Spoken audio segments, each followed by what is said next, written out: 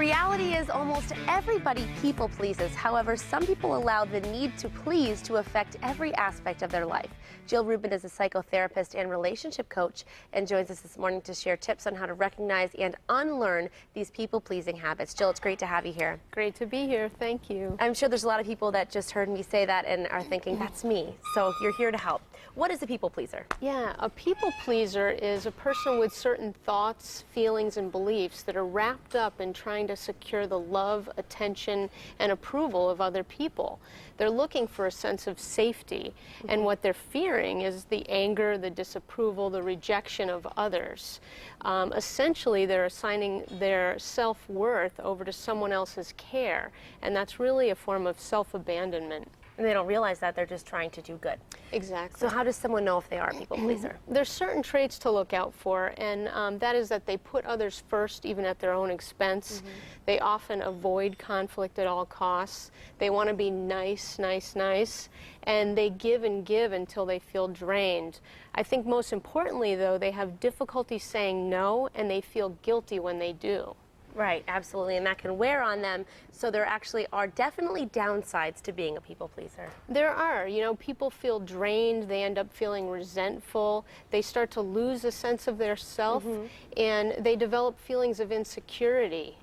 Right, and it makes perfect sense because they're always doing for others, not for Yes. themselves. So how can people unlearn these behaviors? What are the first steps they can take? Yeah, there's certain behavioral steps to take, and one of them is to start with building in a delay when someone asks for something from you. So that might be a simple statement that you have ready for a person. So they ask you something and you say, you know, that sounds good, but I'll have to check my schedule, I'll get back to you. Okay. Or, you know, I may have a conflict, let me get back to you about that. Gives you a time to check in with yourself to see what you really would like to say. Right, now what if you're met with resistance? Someone says, I really need to know now.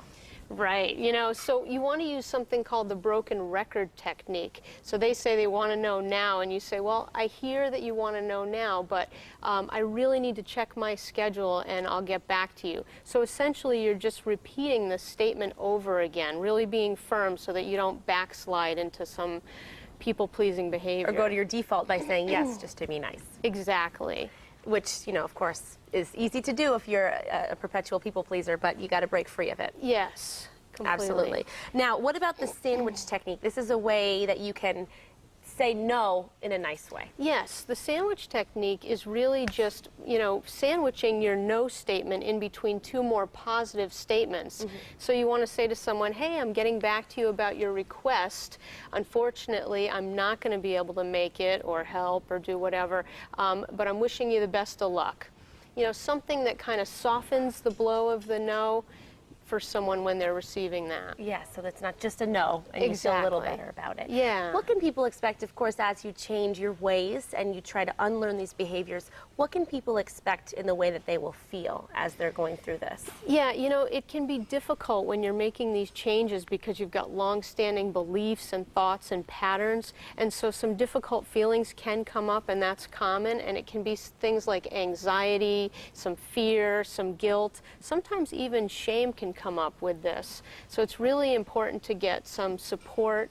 There's books on the topic, you know, a psychotherapist, a relationship coach, someone who's trained to help with this kind of thing and give some proper support. Yes, can really help you. And the reality is you think that being a people pleaser, it's going to make you happier, but it sounds from you that really changing your ways and not always pleasing people can make you a happier person. That's right. It's really so much better for you in the long run. You'll feel more of a sense of self, authenticity, and just feel better all the way around. That's great. Well, Jill, this is great advice for our viewers. Thanks so much for being here to share it. Thank you for having me.